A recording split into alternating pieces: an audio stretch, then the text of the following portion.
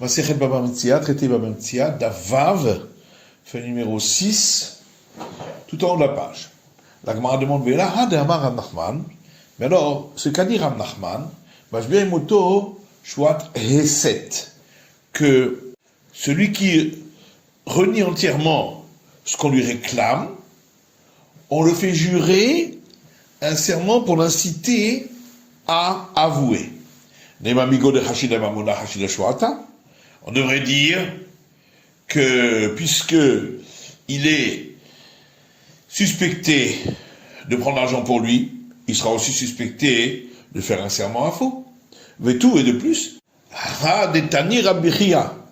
ce qu'a enseigné Rabbi Chia dans une braïta concernant l'employeur qui a demandé à l'épicier de donner de la nourriture à ses employés et il le paiera ensuite.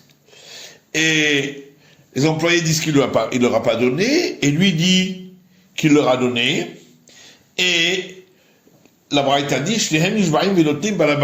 les deux, c'est-à-dire l'épicier et les employés, jureront et prendront leur dû de l'employeur. Puisque forcément il y en a un des deux qui ment. Donc, on devrait dire, puisqu'il est suspecté de prendre l'argent, il serait suspecté aussi de faire un serment faux. Mais tout, et de plus, Hadem Rav Shechet, ce qu'a dit Rav Shechet concernant le gardien volontaire qui dit que l'objet qu'il avait à garder a été volé. Shalosh Shuot Mashveri Loto, on le fait jurer 3 serments. Shua Shelo Pasharatiba, je jure que je n'ai pas été négligent. Shua Shelo Sharatiba Yad, je jure que je ne l'ai pas utilisé, parce que s'il l'a utilisé, il est responsable de tout ce qui peut arriver. Shua Shena Beshuti, et je jure que ce n'est pas dans mon domaine. Pourquoi on ne dirait pas que, puisqu'il est soupçonné de prendre pour lui, donc il est soupçonné également de faire un serment à faux. Et là, donc on a une preuve d'ici qu'on ne dit pas que puisqu'il est soupçonné de prendre l'argent pour lui, il serait aussi soupçonné de faire un faux serment. Abaye dit une autre explication pourquoi dans notre Mishnah on les fait jurer. Pas parce qu'on craint qu'ils veulent prendre l'objet de l'autre. Parce que dans ce cas-là, on devrait craindre également, d'après lui, qu'il fasse un faux serment. Seulement, on craint que peut-être l'un avait une créance très ancienne chez l'autre, et l'autre n'allait pas lui payer, et donc il a profité de l'occasion de prendre ses vêtements pour se faire payer. Et dans ce cas-là, il n'est pas soupçonné de vol. Yachid comme le choix, mais alors à ce moment-là, si on ne soupçonne pas de vol, il devrait pouvoir prendre même sans jurer. Et là, c'est bon, on craint qu'il a peut-être un doute que l'autre lui devrait de l'argent depuis longtemps. L'agma dit,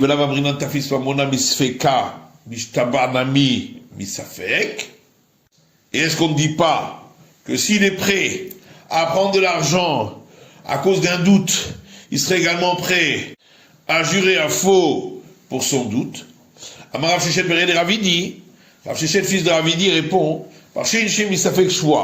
que les gens s'éloignent d'un doute concernant un serment, car peut-être c'est un serment à faux.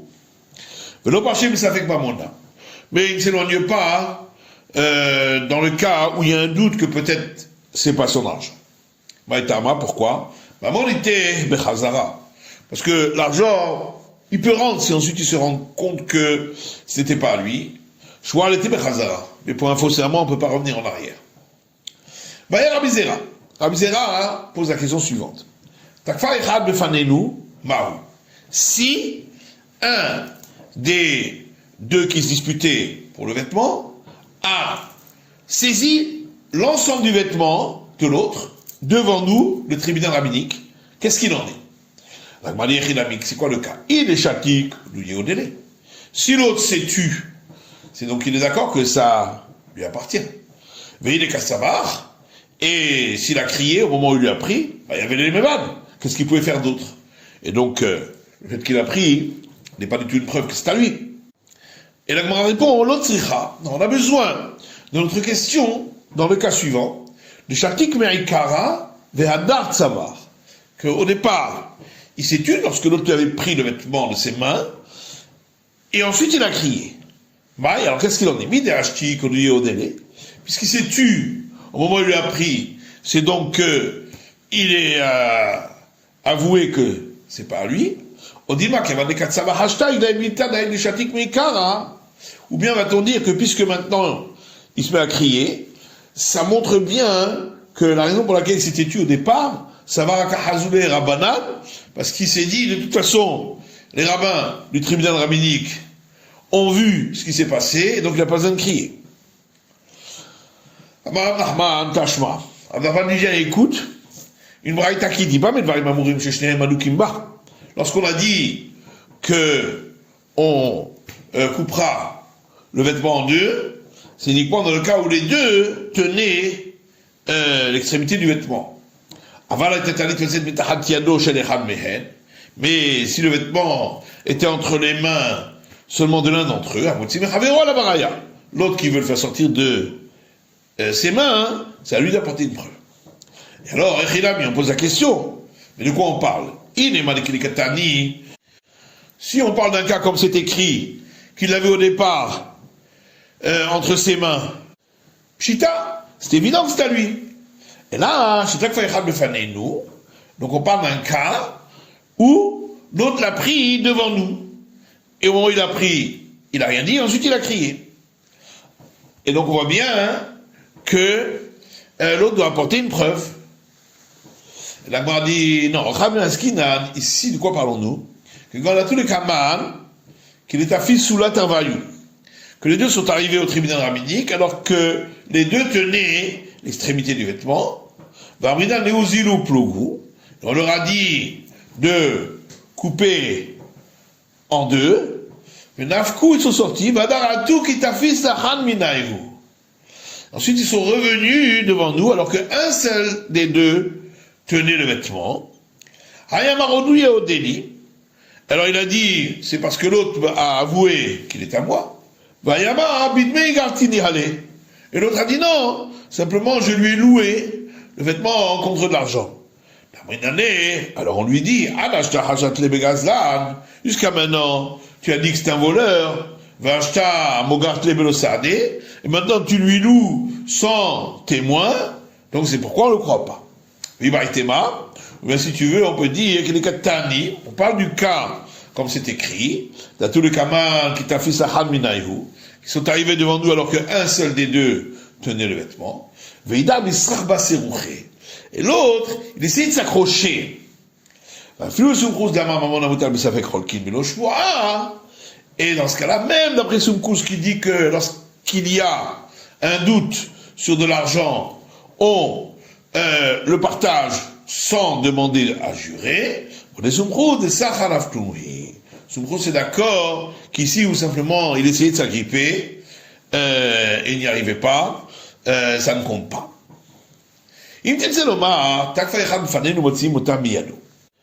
Si on répond à notre question en disant que lorsque l'un a pris le vêtement de l'autre devant nous, on le lui enlève de ses mains. Alors c'est évident que s'il ne l'avait pas pris de l'autre, mais il l'avait sanctifié, que c'est pas considéré comme sanctifié puisque c'est pas considéré du tout entre ses mains. Par contre, si on répond que si l'un avait pris le vêtement de l'autre, on lui laissera entre ses mains, qu'est-ce qu'il en est s'il avait sanctifié le vêtement sans l'avoir pris des mains de l'autre? Est-ce qu'on va dire, étant donné qu'on a un principe qui veut que lorsque on dit une parole pour sanctifier quelque chose. C'est comme lorsqu'on transmet un objet à un profane, et c'est considéré comme une acquisition. Alors on dira que c'est considéré comme s'il l'avait pris entre ses mains. Et donc, c'est considéré comme une acquisition. Odilma, ou peut-être, Hashtamiha hal takfa. Voilà que, en tous les cas, pour l'instant, il ne l'a pas saisi. Urtiv veish ki yagdish et beto kodesh. Or, il est écrit dans le Lévitique, et un homme qui sanctifiera sa maison sera sanctifié, Vegomer, etc. Et de là, on apprend ma beto birshuto, afkol birshuto, que de la même manière que sa maison, elle est dans son domaine, de même, tout ce qui est sanctifié doit être dans son domaine, la pukeha et la birshuto. Et donc, on exclut ce cas-là, où ce n'est pas dans son domaine. Tashma, l'Agmar dit, viens et écoute. Des harim asuta, il y avait une fois un établissement de bain, d'Avomansou ala Betré, sur lequel se disputaient deux personnes. Hayamar didihu ve hayamar didihu. L'un disait c'est à moi et l'autre disait c'est à moi. Kam Raminayu Aglesha. L'un d'entre eux s'est levé et il l'a sanctifié. Par Shemina Harav Hanania ve Ravoshaya ve Kulhu Rabbanan. Se sont écartés de cet établissement de bain, Rav Hanania et Ravoshaya, et tous les sages, disant que c'est possible que c'est une bonne sanctification. Va marler Ravoshaya les Rabba, et Ravoshaya a dit à Rabba qui azal kameh de Rav Hizda les Kafri, lorsque tu iras devant Rav Hizda à Kafri, Baïmine, demande-lui cette question. Qu'est-ce les Soura, en allant à Kafri, il est alors arrivé à un endroit appelé Soura, à marler Rav Hamnouna, et Rav Hamnouna lui a dit, Matnitili, ce cas-là, c'est une Mishnah qui dit, Safek Bechorot, s'il y a un doute, si c'est un premier-né, Echad Bechoradam, que ce soit sur le premier-né humain, Echad Bechor Behema, ou que ce soit sur le premier-né animal, Ben Tehorim, Ben Temeim, que ce soit dans le cas d'espèces cachères ou d'espèces non cachères. Il s'agit donc des ânes, dont le premier-né doit être sanctifié et donc racheté. Il y a donc un doute de savoir est-ce que l'argent du rachat, dans le cas de l'être humain, ou l'animal, dans le cas des espèces pures, ou le rachat, dans le cas des espèces impures, est-ce qu'il est au prêtre ou est-ce qu'il est au Israël? Et la Mishnah dit, Hamotzi mechavero ala varaya, c'est celui qui veut faire sortir cela des mains de l'autre, qui doit apporter une preuve pour lui. Vetanir Allah, et là-dessus, il y a une braïta qui dit, Asurim begiza ou ba'avoda, dans le cas des premiers-nés des espèces animales cachères, ils sont interdits de les tondre ou de les faire travailler à cause du doute. Et dit Rav Hamnouna, Ve'ha'acha, voilà que ici, De'amar, la Mishnah dit donc, Takfo Kohen en motsinoto miyado, que si le prêtre s'en était saisi, on ne pourrait pas le faire sortir de sa main. De katani amotzi mechavero ala varaya, puisque la Mishnah a dit, celui qui veut faire sortir des mains de l'autre doit apporter la preuve.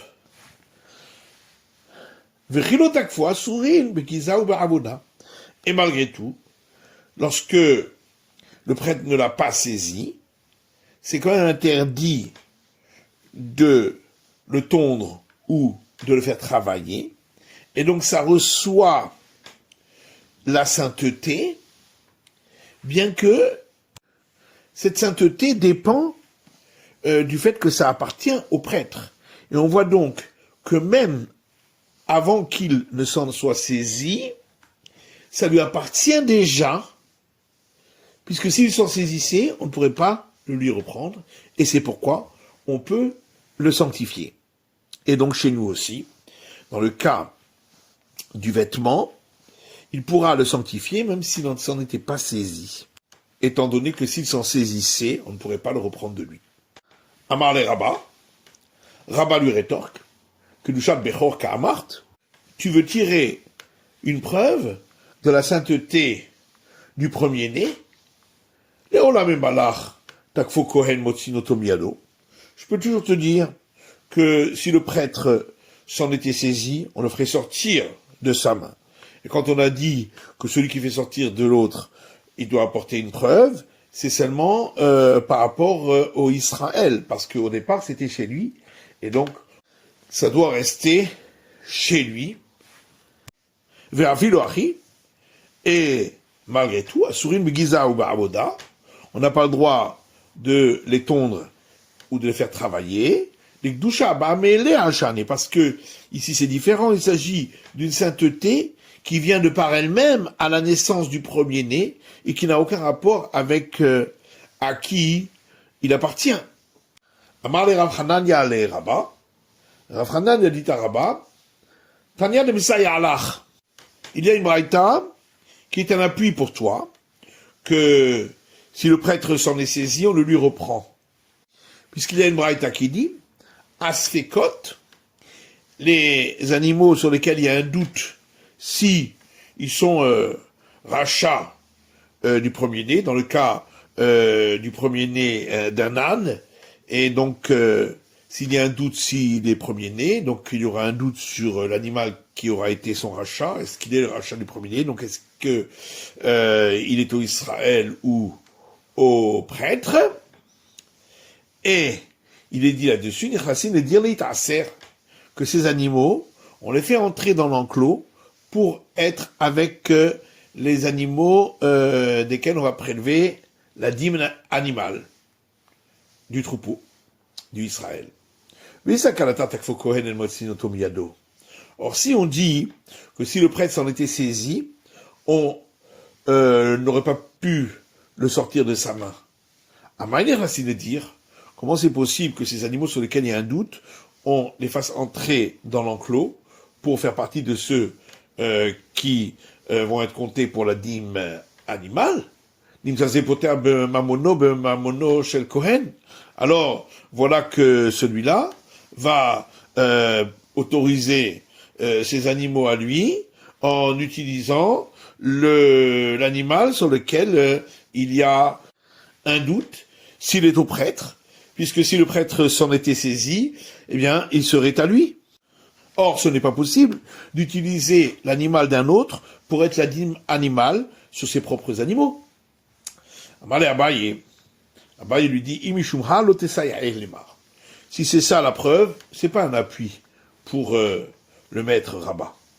Parce qu'on peut dire ainsi, à Rabima Askinan, que ici, on parle de quoi? Que Gandelet la Tisha, d'un cas où il n'avait que 9 animaux à lui, Vehu, et celui-là, sur lequel il y avait un doute, de Manavshach, et donc, de toute façon, Ibachi Uvahu, Shapir Kamer Aser, si il fait partie de ceux pour lesquels il y a l'obligation de dîme animal parce que il est à lui, alors il peut très bien l'utiliser comme dîme animal.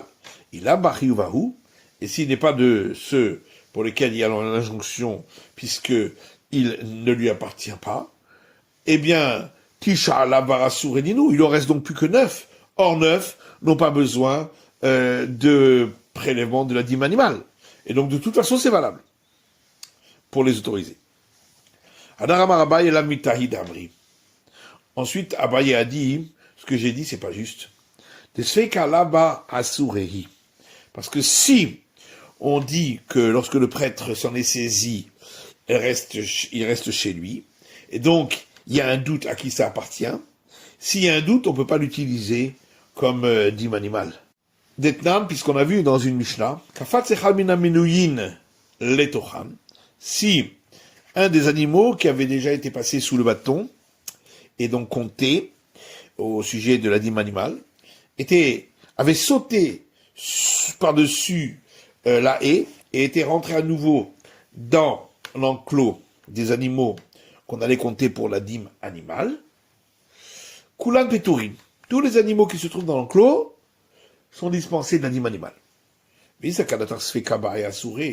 Or si tu dis que celui sur lequel il y a un doute, il y a l'obligation de la dîme animale, la aser animal nachar. Il n'a qu'à prélever la dîme animale, et dans tous les cas, ce sera valable. Car si il a l'obligation, celui qui est en 10e, Shapir, alors c'est valable, Maaser, comme dîme animal. Vela Bariuvahu, et si celui qui est en 10e n'a pas l'obligation parce que il était déjà passé une première fois, Niftar Beminyana Raoui, les autres seront de toute façon exemptés alors de la dîme animale, puisqu'ils ont été comptés, et au moment où ils les avaient comptés, c'était apte à prélever pour eux la dîme animale. Dama Rava, puisque Rava dit, Minyana Raoui Poter, à partir du moment où c'était compté et c'était apte à prélever sur ces animaux comptés la dîme animale, ils seront exemptés par ce compte. Et là, Maïtlach Lebemar, et donc qu'est-ce que tu dois répondre?